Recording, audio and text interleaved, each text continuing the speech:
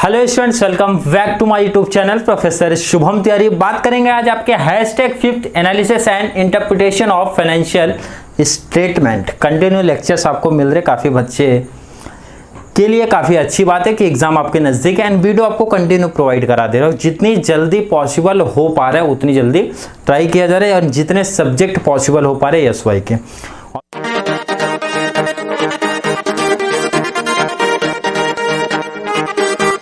Objective है कि बहुत सारे बच्चों का एग्जाम ऑलरेडी स्टार्ट होने ही वाले हैं एंड बहुत सारे बच्चों का एग्जाम आपका नेक्स्ट मंथ का स्टार्टिंग वीक में है।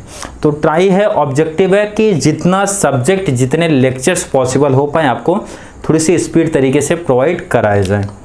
तो चलिए बात करेंगे आज आपके हैशटैग नंबर 5 जो आपका टॉपिक चालू है, बैलेंस शीट हमारा टॉपिक चालू है। बैलेंस शीट में कौन सा सर? कॉम्प्रिहेंसिव बैलेंस शीट, मतलब जिसमें हम लोग कंपेयर करते हैं। ठीक है, हैशटैग ऑलरेडी मेंशन है ताकि लेक्चर्स में कोई कंफ्यूजन ना हो जाए आपको। बैलेंस शीट का फॉर्मेट देख रहे हैं सर, तो बैलेंस शीट में आपने बताया था सर लायबिलिटीज एंड एसेट्स का फॉर्मेट। लायबिलिटीज को सोर्सेस ऑफ फंड बोला जाता है। सोर्सेस ऑफ फंड का कितना कॉन्सेप्ट था सर? उसके अंदर दो टाइप आएंगे हमारे, एक तो हमारा ओनर्स फंड, सेकेंड हमारा loan fund. Owner's fund, loan fund, owner's fund, loan fund. Owner's fund के अंदर सर आपने बताया था शेयर कैपिटल आएगा, रिजर्व एंड सरप्लस आएंगे। सेकंड लोन फंड में आपने बताया था डिबेंचर एंड लोन आएगा। यहां तक आई होप कोई डाउट कोई कंफ्यूजन नहीं होगी जो बच्चे स्टार्टिंग से सीरीज देखते हुए चल रहे हैं। सर आपने application of fund means asset में आपने 3 पार्ट बताए थे, fix asset, investment, working capital. Fix asset, investment, working capital. Fix asset में टेंजिबल असेट, इंटेंजिबल, इन्वेस्टमेंट पे तो इन्वेस्टमेंट ही आएगा। वर्किंग कैपिटल मतलब होता है current asset minus current liability. तो क्वेश्चन पहले मैं आपका स्क्रीन पे ऐड कर दूं ताकि कोई डाउट कंफ्यूजन ना हो। पहले तो आप क्वेश्चन देख लो एंड जिसके पास ऑलरेडी टेक्स्ट बुक है आप जाएंगे पेज नंबर 55 पे। मनन प्रकाशन की बुक से मैं सॉल्व करा रहा हूं आपको, मनन प्रकाशन से जाना है। अगर टेक्स्ट बुक है तो, नहीं है तो क्वेश्चन यहाँ पे ऐड कर दूंगा स्क्रीन पे, स्टार्टिंग में भी ऐड करूंगा एंडिंग में, ताकि क्वेश्चन आराम से स्क्रीनशॉट ले लो या आपको कॉन्सेप्ट समझना समझ लो। क्लियर क्वेश्चन में लायबिलिटीज लिखा है, असेट्स लिखा है सर।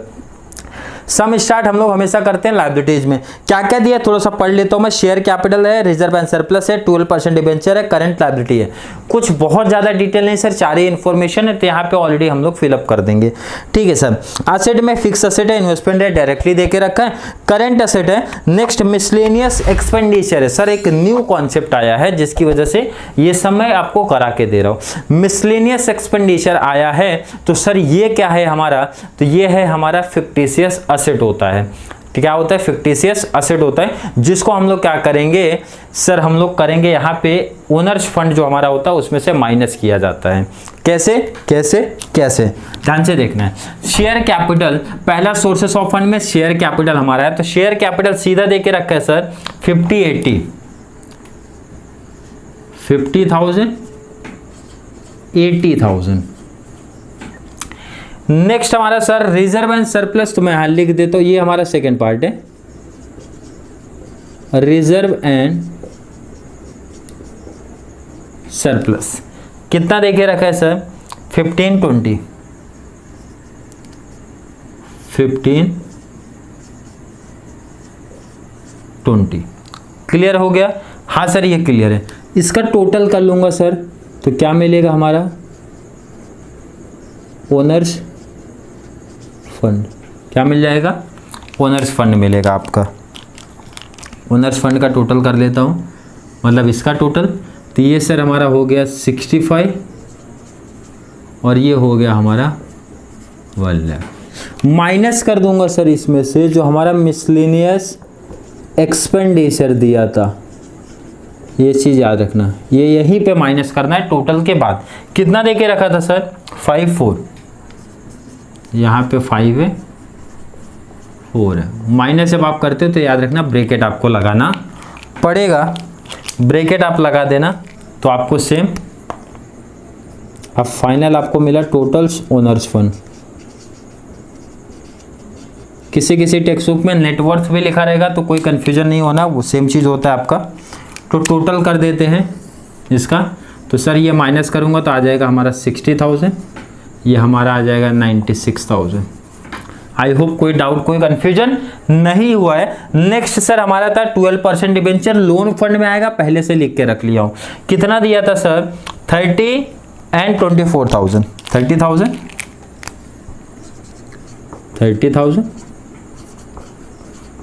24,000 ये टोटल करोगे तो कैपिटल एम्प्लॉयड आपका क्लियर हो जाएगा यहाँ तक 60 + 30 सर ये हो गया 90, 96 + 24 कर लो 120। ठीक है, यहां तक सर कोई डाउट कंफ्यूजन नहीं है। यही तो करना था हम लोग को। 1 + 2 1 का टोटल कहां पे आपको दिख रहा है? 1 का टोटल कहां दिख रहा है आपको? 1 का टोटल सर यहां पे दिख रहा है हम लोग को, ये 2 का टोटल यहां दिख रहा है। टोटल क्या आ गया आपका answer? Fix asset sir question में डायरेक्टली देके रखा था, बाकी अब सेम कॉन्सेप्ट है आपका 60 75 फिक्स असेट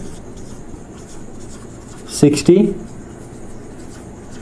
75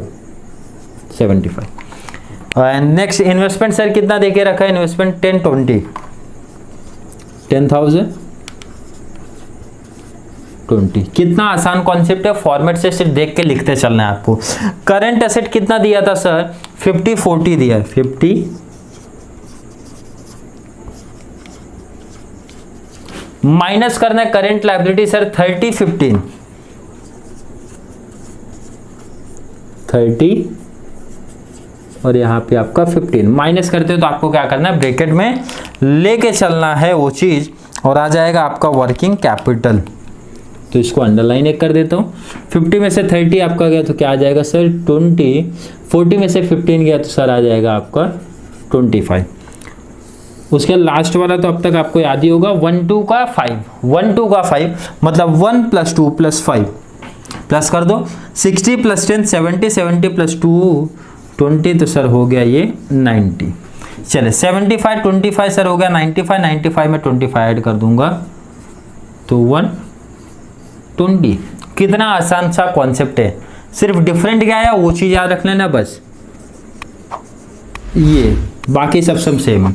आगे का करने की जरूरत है क्या? कुछ बच्चे खुद बोलेंगे सर नहीं, लेकिन करा के देना काम है, क्योंकि जो बच्चों का डाउट होगा इसमें क्लियर कर लेते हैं।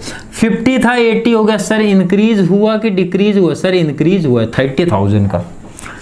15,000 था 20,000 हुआ सर, इंक्रीज हुआ कि डिक्रीज हुआ? सर इंक्रीज हुआ है। 65 था 1 लाख हो गया सर, इंक्रीज हुआ कि डिक्रीज हुआ? सर इंक्रीज हुआ 35। 5,000 था 4 हो गया सर, ये तो माइनस में गया है मतलब डिक्रीज हुआ है, तो डिक्रीज गया तो याद रखना आपको ब्रैकेट लगाना है। 60 था 96 हो गया तो 36 आएगा ये आपका, 30 इंक्रीज हुआ है। 30 था 24 हो गया सर, 6,000 का डिक्रीज हुआ है। 90 था 120 हो गया सर, 30 का इंक्रीमेंट आपको दिख रहा है। तो डिक्रीज में याद रखना ब्रैकेट लगाना कंपलसरी है, नहीं तो गलत हो जाएगा, उसका मार्क्स आपको कट जाएगा। 60 था 75 हो गया सर, 70 15,000 का इंक्रीमेंट दिख रहा है आपको। 10 था 20 हो गया तो सर 10,000 का इंक्रीमेंट दिख रहा है हमको। 50 था 40 हो गया सर, 10,000 का डिक्रीज दिख रहा है आपको, माइनस लेना है।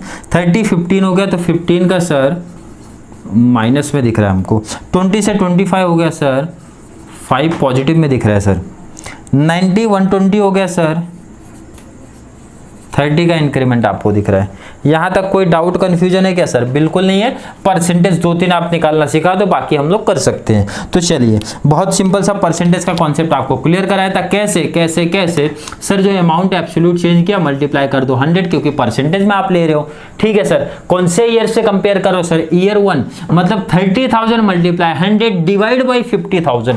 फिर से सुनो, 30,000 मल्टीप्लाई 100 डिवाइड बाई 50,000। कैलसी पे ले लो आप तो सर आ रहा है 60%। परसेंट लिखने की जरूरत नहीं, परसेंट ऊपर लिखा हूं मैं। ठीक है sir. Next multiply 100 multiply 100 multiply 100 multiply 100 multiply 100 multiply 100 आगे कर लेना। सब मैं कराऊंगा तो आप क्या करोगे? ये आपका हो जाएगा क्वेश्चन मार्क एंड यहाँ भी क्वेश्चन मार्क में कर देता हूँ। जितने भी क्वेश्चन मार्क है आप लोग कर लेना। अब आगे के कुछ और टॉपिक करा देता हूँ, जैसे sir 5000 multiply 100 divide by base year लेना है तो आपका आएगा 33.33। 35,000 मल्टीप्लाई 100 डिवाइड बाई 65 तो जो आपका आंसर आ रहा है 53.85। कितना आसान कॉन्सेप्ट है, बहुत इजी तरीके में बता दिया कि मल्टीप्लाई 100 ले लो, एब्सोल्यूट जो चेंज आया है डिवाइड कर दूंगा ईयर 1 मतलब बेस ईयर से डिवाइड कर दूंगा। 1000 मल्टीप्लाई 100 डिवाइड बाई आपका है 5000, कितना आया सर 20% आया, 20%। 36,000 मल्टीप्लाई 100 डिवाइड बाई 60,000 आप कर दो, आंसर कितना आया सर 33.33। 20 के बाद सॉरी 60% आया, 60% आया। नेक्स्ट आपका सर 6000 मल्टीप्लाई 100 डिवाइड बाई 30, तो 6 5 या 30 मतलब 20% आया। 30,000 मल्टीप्लाई 100 डिवाइड बाई 90,000, तो 33.33 आया, जहां तक मुझे लग रहा है 33.33 आया। राइट चल रहे हैं, आगे क्या कैलकुलेशन कर लोगे? हाँ सर कर लेंगे। कुछ बच्चे डाउटफुल में चल रहे, कर लेंगे कि नहीं? अब देखो ना, बेस तो आपको क्लियर करा के दिया हूं कि क्या चल रहा है हम लोग का एब्सोल्यूट चेंज में, मतलब जिसमें हम लोग कंपेयर कर रहे हैं सिंपल सा कितने का चेंज हुआ, इंक्रीज हुआ कि डिक्रीज हुआ। एंड इंपॉर्टेंट चीज जो यहाँ पे मैं फिर भूल जा रहा हूँ कि आपको ब्रैकेट में चलना है, ब्रैकेट में लेके चलना है। क्लियर, ये चीज याद रखना, ब्रैकेट में आएगा नहीं तो मिस्टेक हो जाएगा, मार्क्स आपका कैंसिल हो जाएगा वो चीज। तो आपको ध्यान रखना है जो आपका डिक्रीज हुआ है तो उसको आपको ब्रैकेट में रखा है, इंक्रीज वाला तो पॉजिटिव में ही रहेगा आपका। आई होप कॉन्सेप्ट क्लियर है। कोई डाउट कंफ्यूजन क्रिएट हो रहा है बिना सोचे बिना समझे कमेंट बॉक्स में ऐड करना है आपको कि सर क्या कॉन्सेप्ट आपको डाउट है, इसलिए मैं थोड़ा सा दे देता हूँ पार्ट आपको करने के लिए। कैल्सी आपके पास है, ठीक है, कॉन्सेप्ट आपको क्लियर करा के दिया। जब आप देखो अगर आपके पास टेक्स्ट बुक है तो आप लोग मैच कर लेना कि आपका कॉन्सेप्ट क्लियर हो रहा है कि नहीं हो रहा है, ठीक है। एंड आपको भी थोड़ा सा प्रैक्टिस हो जाएगा। मुझे नहीं लग रहा किसी को डाउट होना चाहिए, कॉन्सेप्ट यहाँ क्लियर करा है ना, सिंपल सा कॉन्सेप्ट है कि सर एब्सोल्यूट जो चेंज आएगा सब में मल्टीप्लाई 100 कर दूंगा, डिवाइड करूंगा ईयर 1 से, ईयर 1 मतलब बेस ईयर से डिवाइड करूंगा और आपका परसेंटेज आ जाएगा। फिर भी डाउट कंफ्यूजन क्रिएट हो रहा है, कमेंट बॉक्स खुला है, ऐड कर दो। एंड वीडियो थोड़ी सी भी हेल्पफुल लग रही है तो वीडियो को लाइक करना है, अच्छे अच्छे कमेंट ऐड करते चलना है, ऐड करते चलो कमेंट। फ्रेंड सर्कल जो भी है आपके 11th 12th FY SY TY master degree 1 and 2 जितने भी मास्टर डिग्री में CMCOM पार्ट 1 and 2 सबके वीडियो अपलोड कराए जाएंगे इस चैनल पे कंटिन्यू।